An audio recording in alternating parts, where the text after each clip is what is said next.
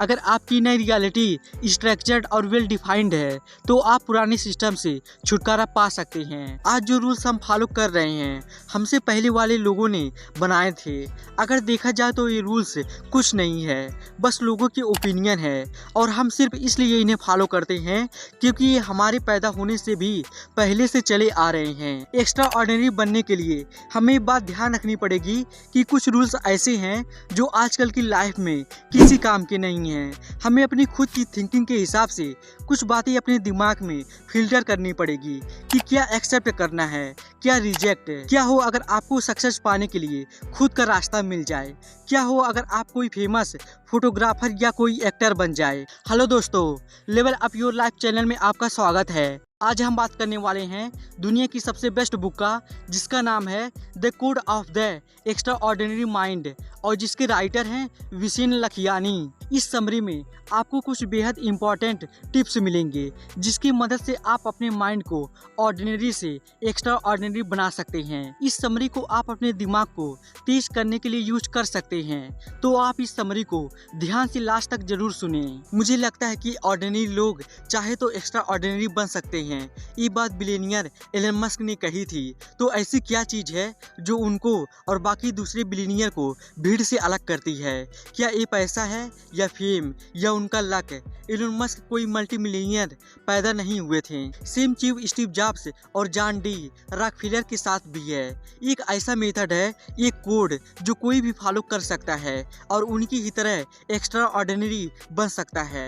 यही बात आप इस समरी से सीखने वाले हैं। हर चीज पहले आपके दिमाग से शुरू होती है, तो सबसे पहले तो आपको अपनी थिंकिंग बदलने की जरूरत है। जैसे वो एप्पल इंक का स्लोगन भी कहता है, थिंक डिफरेंटली। अगर आप दूसरे लोगों के ही तरह सोचेंगे और रिएक्ट करेंगे तो कभी भी एक्स्ट्रा ऑर्डिनरी नहीं बन सकते।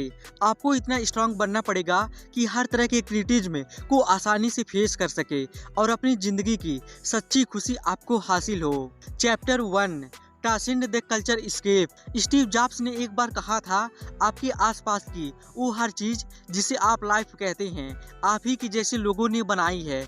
हम सबकी लाइफ रूल से चलती है। बचपन से ही हमें सिखाया जाता है कि हमें क्या करना है और क्या नहीं। आपको स्कूल की पढ़ाई करनी चाहिए, आपको कॉलेज जाना चाहिए, कोई हाई पेइंग जॉब करनी चाहिए, शादी करनी चाहिए, यहाँ तक हमें कैसा दिखना चाहिए, क्या फील करना चाहिए, ये सब भी सोसाइटी के हिसाब से ही तय होता है। क्या रीजन है इसके पीछे? ह्यूमैनिटी ने हमारे लिए ये रूल्स बनाए हैं। हम इन रूल्स, आइडियाज, बिलीफ और प्रैक्टिस के समुंदर में तैरने वाली फिश की तरह हैं। सोसाइटी हमेशा यही एक्सपेक्ट करती है कि हम ये रूल्स माने और फॉलो करें, मगर पॉइंट ये है कि अभी रूल्स बहुत ज़्यादा आउटडेटेड हो चुके हैं। ये हमें आगे बढ़ने से रोक रहे हैं, हमें अपाहिज बना रहे हैं और कुछ नहीं बल्कि हमें पीछे की ओर धकेल रहे हैं। लेकिन अगर आपको एक्स्ट्रा ऑर्डिनरी बनना है तो आपको ये रूल्स तोड़ने ही पड़ेंगे। चलिए लेखक की खुद की स्टोरी पर एक नज़र डालते हैं। विशेष लखियानी माइक्रोसॉफ्ट के लिए काम करते थे। वे नए एम्प्लॉयज की वेलकम पार्टी में बिल गेट्स से भी मिल चुके हैं। इस मुकाम तक पहुंचने के लिए विशिन ने बहुत ज़्यादा हार्डवर्क किया है। उन्होंने मिशिगन यूनिवर्सिटी से कंप्यूटर इंजीनियरिंग की पढ़ाई की है। इस सब के बाद विशिन को तो बहुत ज़्यादा खुश होना चाहिए था। आखिरकार उनके पास इतनी ग्रेट कंपनी में एक स्टेबल जॉब जो थी। उन्होंने टॉप यूनिवर्सिटी से पढ़ाई की है। लोग उन्हें एक सक्सेसफुल इंसान समझते हैं, मगर इस सब के बावजूद विशिन खुश नहीं है। माइक्रोसॉफ्ट ज्वाइन करने के कुछ ही महीनों बाद उन्होंने अपनी जॉब छोड़ दी। दरअसल विशिन एक फोटोग्राफर या कोई स्टेज एक्टर बनना चाहते थे, मगर इस सोसाइटी ऐसी जॉब्स को सक्सेसफुल प्रोफेशन के तौर पर नहीं देखती है। लोग अक्सर कहते हैं कि फोटोग्राफी या एक्टिंग में कोई पैसा नहीं है। लोगों को लगता है कि विशिन को भी कोई 9 to 5 जॉब ही करनी चाहिए और इस तरह विशिन लखियानी ने भी अपने सपनों को कुर्बानी दे दी। आज जो रूल्स हम फॉलो कर रहे हैं हमसे पहले वाले लोगों ने बनाए थे। अगर देखा जाए तो ये रूल्स कुछ नहीं है, बस लोगों की ओपिनियन है और हम सिर्फ इसलिए इन्हें फॉलो करते हैं क्योंकि ये हमारे पैदा होने से भी पहले से चले आ रहे हैं। जब हम कोई डिसीजन लेते हैं तो हमें लगता है कि हम रेशनल हो रहे हैं, हमें लगता है कि हमारा फैसला सिर्फ हमारे माइंड से निकला है, मगर हम माने या न माने हमारी हर सोच हमारे दोस्तों, परिवार और कल्चर से कहीं ना कहीं इन्फ्लुएंस होती रहती है। वैसे अपना ट्रेडिशन फॉलो करने में कोई बुराई नहीं है, लेकिन आप ही देखिए कि हर दिन दुनिया कितनी तेज़ी से इवॉल्व हो रही है, तो जो इसके रूल्स हैं, बिलीफ्स हैं, आइडियाज़ हैं, वे भी तो इवॉल्व होने चाहिए। अगर आप भी उन्हीं चीज़ों में बिलीव करेंगे जिनमें सब करते हैं तो आप रेशनल नहीं हैं। अगर आप बिना सोचे समझे चीज़ों को यूं ही एक्सेप्ट करते रहेंगे तो आप कभी भी एक्स्ट्रा ऑर्डिनरी नहीं बन सकते। इसलिए रूल्स पर सवाल उठाएं, क्योंकि आपके पास सोचने के लिए एक दिमाग है।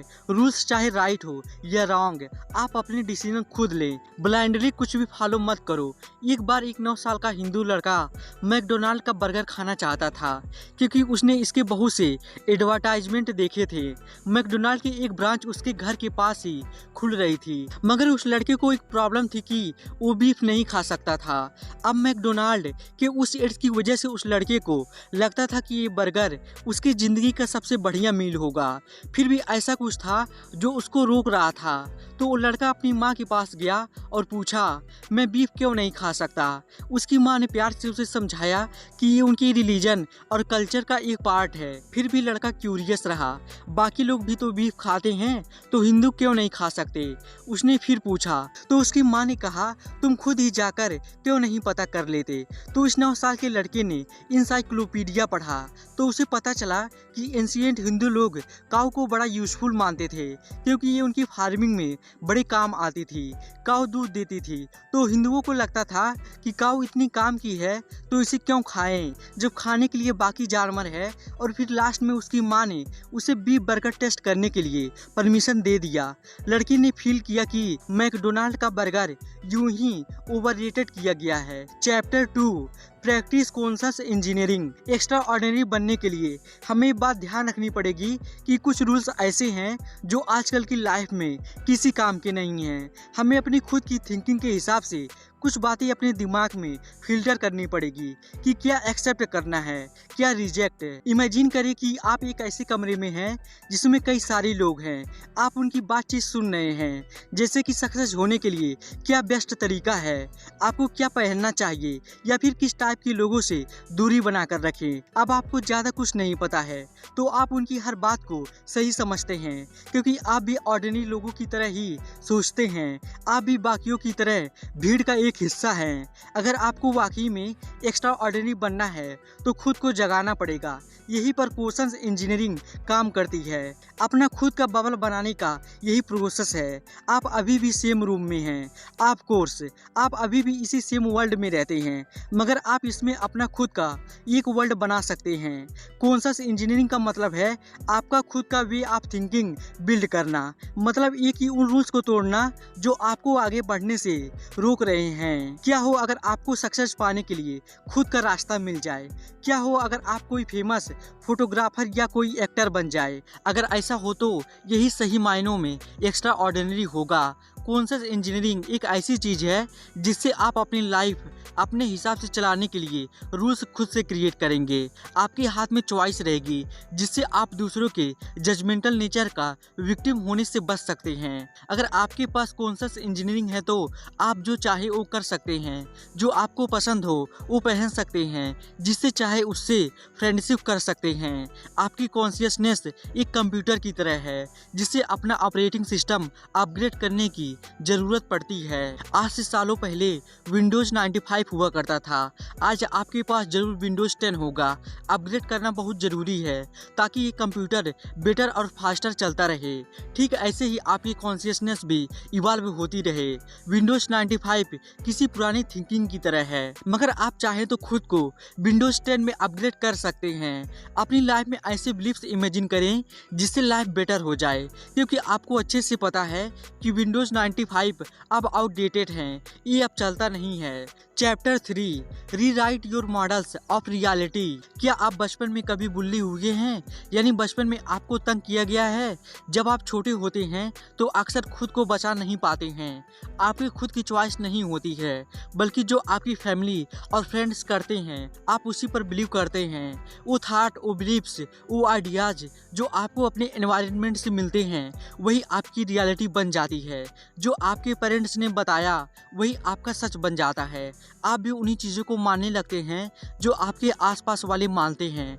आप शायद ये बात जानते नहीं होंगे, मगर जैसे जैसे आप ओल्ड होते हैं यही बिलीव्स अपने साथ कैरी करते हैं, क्योंकि वो हमेशा आपके साथ है। अगर आप कभी बुल्ली हुए हैं तो आपके माइंड में ये बात बैठ जाती है कि मुझे खुद को प्रूव करना है।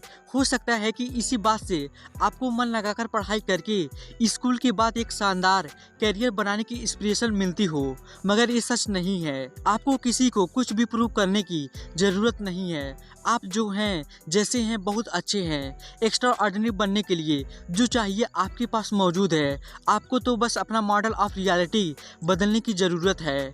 लेखक विसिन लखियानी मलेशिया में पले बड़े हैं। जब वो बच्चे थे तो उनको भी बुल्ली किया गया था, क्योंकि वो माइनॉरिटी से आते थे। वो अपने क्लासमेट से अलग दिखते थे। बाकी बच्चे चाइनीज ओरिजिन थे, जबकि विसिन नॉर्थ इंडिया से थे। बाकी बच्चे अक्सर उन्हें चिढ़ाया करते। जब वे अपने टीन ईयर्स में थे, विंसेंट ने एक एक्सपेक्ट स्कूल से पढ़ाई की, यानी इस स्कूल में ज़्यादातर बच्चे किसी दूसरे देश से थे। वहाँ बाकी बच्चों के साथ उनको नॉर्मल फील होता था, लेकिन उनकी एक दूसरी प्रॉब्लम थी। अपनी टीन एज में उन्हें सीवियर एक्ने की प्रॉब्लम हो गई थी, जिसके चलते लोग उनको पिंपल फेस भी बुलाते थे। इससे उनका सेल्फ स्टीम बहुत लो हो गया था। वो खुद को मोटे चश्मों के पीछे छुपाने की कोशिश किया करते थे। बचपन के ये दिन उन पर भारी पड़ने लगे थे।